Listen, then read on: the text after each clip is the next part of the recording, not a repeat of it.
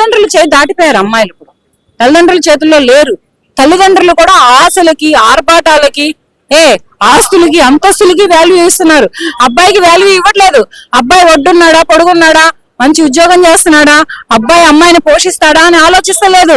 అబ్బాయికి సొంతంగా ఇల్లుందా, లక్షల్లో శాలరీలు ఉన్నాయా, కార్లు ఉన్నాయా, బంగ్లాలు ఉన్నాయా, బైకులు ఉన్నాయా, ఈ రకంగా ఆలోచిస్తున్నాడు. ఇంతకు ముందు అబ్బాయికి అమ్మాయిని ఇవ్వాలంటే సైకిల్ కొని పెట్టేవాళ్ళయ్యా ముచ్చటగా. అబ్బా ఆ జంట ఆ సైకిల్ మీద సినిమాకి వెళ్తున్నా, ఏదైనా గుడికి వెళ్తున్నా 30-35 ఏళ్ల క్రితం ఎంత ముచ్చటగా ఉండేదంటే చక్కగా ముద్దుగా ఉండేవాళ్ళు ఇద్దరు. ఇప్పుడు ఆ వాల్యూ లేదు అమ్మాయిలకి. ఇప్పుడు బైక్ కావాలి, అవసరమైతే కారు, అవసరం లేదు బైక్. ఇలా ఉన్నారు అమ్మాయిలే కానీ, అమ్మాయిల పేరెంట్సే కానీ ఈ రకంగా ఉన్నారు. ఈ రకంగా ఉన్నటువంటి ఈ జనరేషన్ లో పెళ్లిళ్ళు జరగటం నథింగ్, జరగము. ఇప్పుడు 30 ఏళ్ళు వచ్చిన అబ్బాయికి పెళ్లి అవ్వట్లేదు, 35 ఏళ్ళు వచ్చిన అమ్మాయికి పెళ్లి అవ్వట్లేదు. ఎందుకు? ఇటువంటి ఆస్తులు ఆరాటాలు ఆర్భాటాలకి అమ్మాయిల పేరెంట్స్ అర్రలు చేస్తున్నారు. ఇప్పుడు మీరు ఒక స్త్రీ ఉండి కంప్లీట్ గా మగవాళ్ళ పక్షపాతిగా మాట్లాడడానికి కారణాలు ఏంటి? మీకు పర్సనల్ ఎక్స్పీరియన్సెస్ ఉన్నాయా ఇలా స్త్రీల పట్ల? లేవు, నాకు ఎటువంటి పర్సనల్ ఎక్స్పీరియన్సెస్ లేవు. ఎందుకంటే అదంతా నేను లైవ్ లో చూస్తున్నాను, లైవ్ లో వింటున్నాను, లైవ్ లో నా కళ్ళారా నేను చూస్తున్నాను. ఎవరికైనా ఊరనే సరదాగా ఏమా అబ్బాయి ఉన్నాడు అమ్మాయి ఇస్తారా అంటే, అబ్బాయికి ఏం ఆస్తులు ఉన్నాయి అంటే మధ్యవర్తిగా పోయిన వాళ్ళని అడుగుతున్నారు వీళ్ళు. సాఫ్ట్వేర్ కాదా, మా అమ్మాయిని సాఫ్ట్వేర్ కి ఇస్తాం. సాఫ్ట్వేర్ పెళ్లిళ్ళు చేసుకుంటే పిల్లలు పుడతలేదు, లక్షలు హాస్పిటల్కి పోస్తే అప్పుడు పుడుతున్నారు పిల్లలు అమ్మాయిలకి. సాఫ్ట్వేర్ అమ్మాయిలు పెళ్లిళ్ళు చేసుకుంటే జరిగేవివే. ఇప్పుడు మన మనసులతో కాకుండా కాసులతోనే నడుస్తుంది ప్రపంచం అంతా అంటారు. మనసులు ఎవరికి లేవయ్యా, ఓన్లీ కాసులే మెయిన్. కాసులకి అమ్మాయిలు అమ్ముడుపోతున్నారు. అమ్మాయిలు ఇంపార్టెంట్ ఇస్తుంది, అమ్మాయిలు ప్రైవేట్ ఇస్తుంది ఎక్కడంటే డబ్బులకే ఇస్తున్నారు. అమ్మాయిల పేరెంట్స్ కూడా బిజినెస్ మ్యాన్లు అయిపోయారు, కమర్షియల్ గా మారిపోయారు.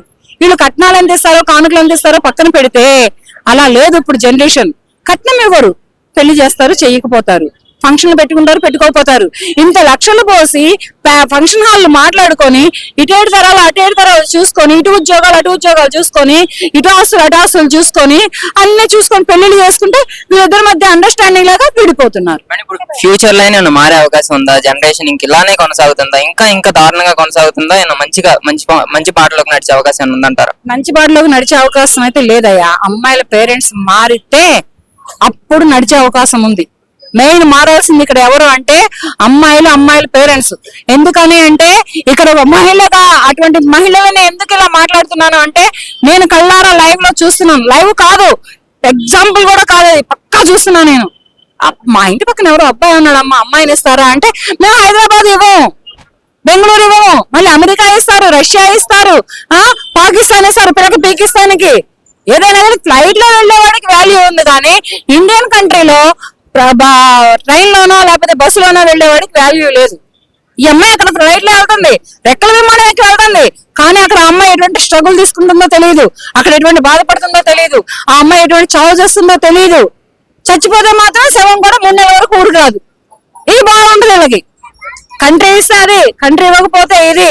వాడు అక్కడ బాత్రూంలో వెళ్ళగలగని వాడు అక్కడ చదువుకున్నాడా లేకపోతే ఇంకోటి చేస్తున్నాడా, పెట్రోల్ బంక్ లో పని చేస్తున్నాడా కాదు, వాడు బాత్రూంలో అడిగేవాడికైనా కంట్రీకి ఇస్తున్నారు. మన ఇండియన్ కంట్రీలో ఒక 50,000 60,000 సంపాదించుకునే అబ్బాయికి ఇవాళ రేపు అమ్మాయిలను ఇవ్వడం లేదు. అద్దె ఇల్లు ఉన్న అబ్బాయికి అమ్మాయిలను ఇవ్వడం లేదు. లక్షల్లో శాలరీ లేని అబ్బాయికి అమ్మాయిలను ఇవ్వడం లేదు. ఈ రకంగా అమ్మాయిల పేరెంట్స్ ఈ రకంగా కమర్షియల్ గా మారారు.